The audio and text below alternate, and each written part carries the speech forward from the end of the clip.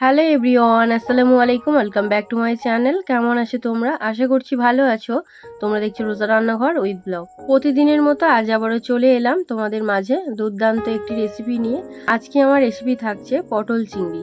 কিভাবে পটল চিংড়ি রান্না করলে পরিবারের সবাই আঙুল চেটে পুটে খাবে, সেই রেসিপিটাই তোমাদের সঙ্গে শেয়ার করতে চলেছি। ভিডিওটি স্কিপ না করে শেষ পর্যন্ত দেখার অনুরোধ রইল। আশা করছি তোমাদের ভালো লাগবে। চলো তাহলে দেখে নেওয়া যাক আজকের রেসিপি।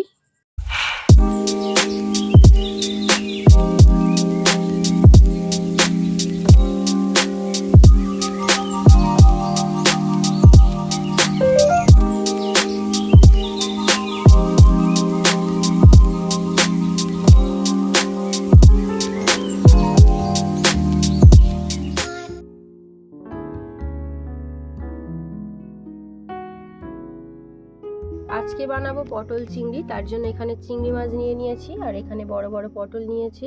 এদিকে সব মশলাগুলোও নেওয়া হয়ে গিয়েছে। প্রথমে চিংড়ি মাছটা বেছে নেব। চিংড়ি মাছটা বেছে নেওয়া হয়ে গিয়েছে, এবারে পটল কেটে নেব।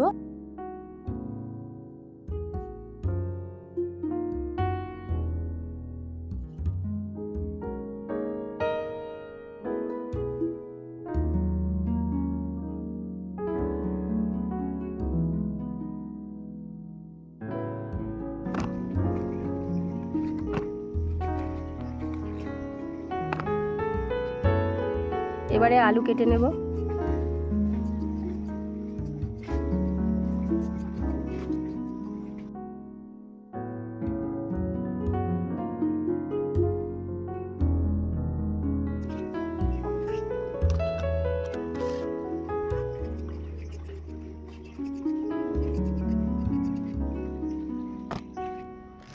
এবারে পেঁয়াজ কুচিয়ে নেব।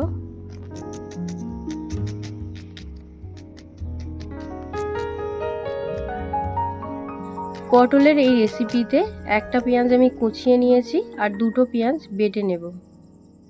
উনুনটা জ্বালিয়ে কড়া বসিয়ে দিয়েছি। এবারে দিয়ে দিচ্ছি সরিষার তেল।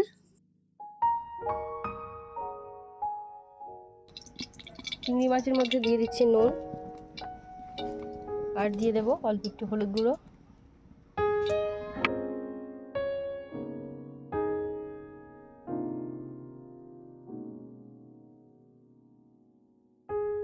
চিংড়ি মাছগুলোতে নুন হলুদ মাখানো হয়ে গিয়েছে, এবার এগুলোকে ভেজে নেব।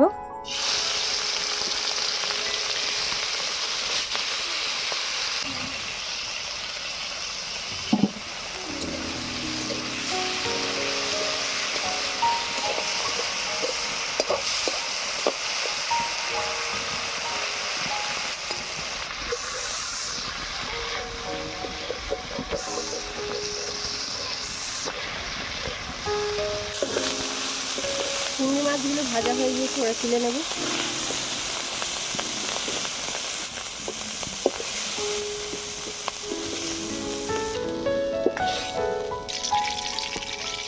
এবারে আলু ভেজে নেব।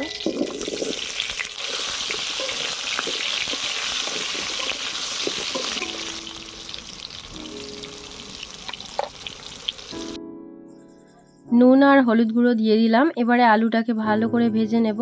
এই রেসিপিতে কিন্তু আলু আর পটলটাকে বেশ ভালো করে ভেজে নিতে হবে।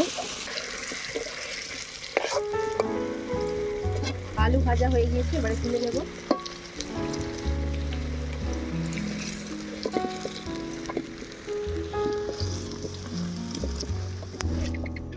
এবারে ভেজে নেব পটল।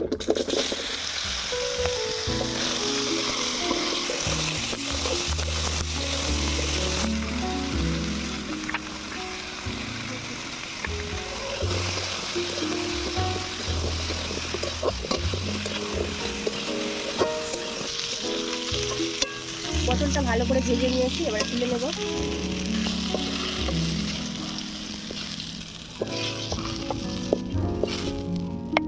এবারে পটলের তরকারিটা বানিয়ে নেব। তার জন্য দিয়ে দিচ্ছি সরিষার তেল, দিয়ে দিচ্ছি পেঁয়াজ কুচি, জিরা কাঁচা লঙ্কা,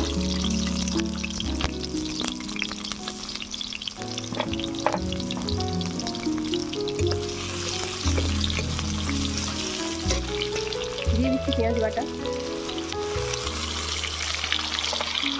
আদা বাটা, রসুন বাটা,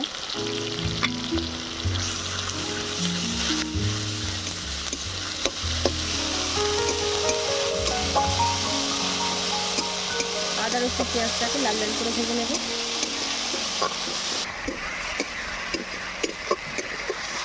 আদা রসুন পেঁয়াজটা লাল লাল করে ভাজা হয়ে গিয়েছে। এবারে দিয়ে দেবো হলুদ গুঁড়ো।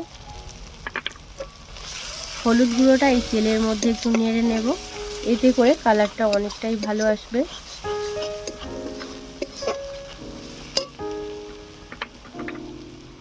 দিয়ে দিচ্ছি লঙ্কা গুঁড়ো, কাশ্মীরি লঙ্কা,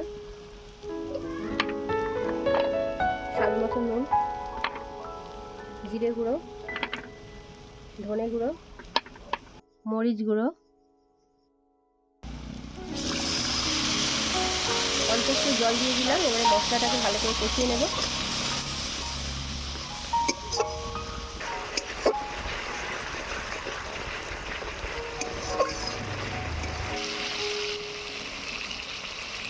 মশলা থেকে তেল ছেড়ে দিয়েছে, এবারে ভেজে রাখা আলুগুলো দিয়ে দেবো।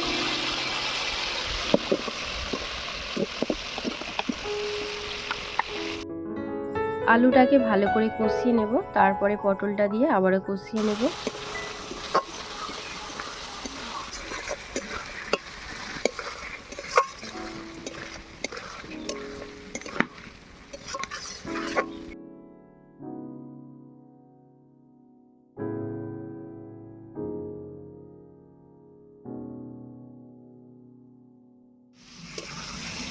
আলু ভালো করে কষানো হয়ে গিয়েছে, এবারে দিয়ে দেবো ভেজে রাখা পটল, আর দিয়ে দেবো চিংড়ি মাছ। আবারও সব কিছু একসঙ্গে ভালো করে কষিয়ে নেব।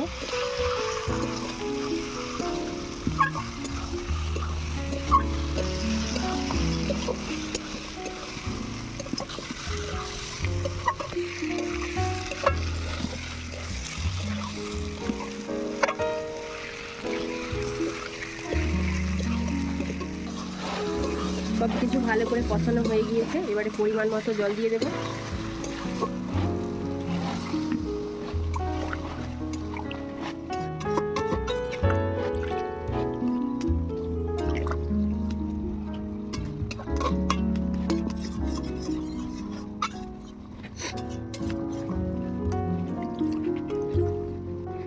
এবারে ঢাকা দিয়ে সেদ্ধ করতে দেবো।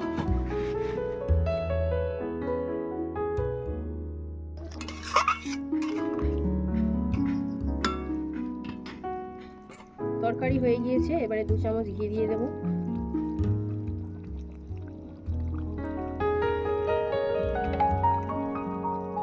এবারে নামিয়ে নেব।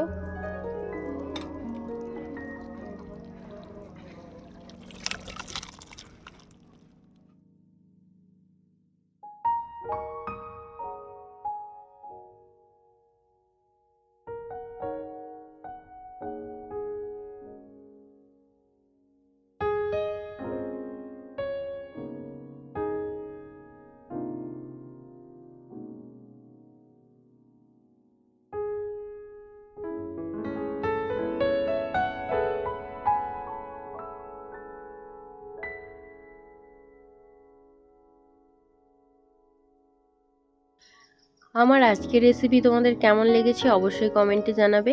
যদি আজকের রেসিপি ভালো লেগে থাকে বন্ধুদের সঙ্গে শেয়ার করো। দেখা হচ্ছে আবারও নেক্সট অন্য কোনো রেসিপির সাথে। ভালো থেকো, সুস্থ থেকো, পরিবারের খেয়াল রেখো। Bye, love is.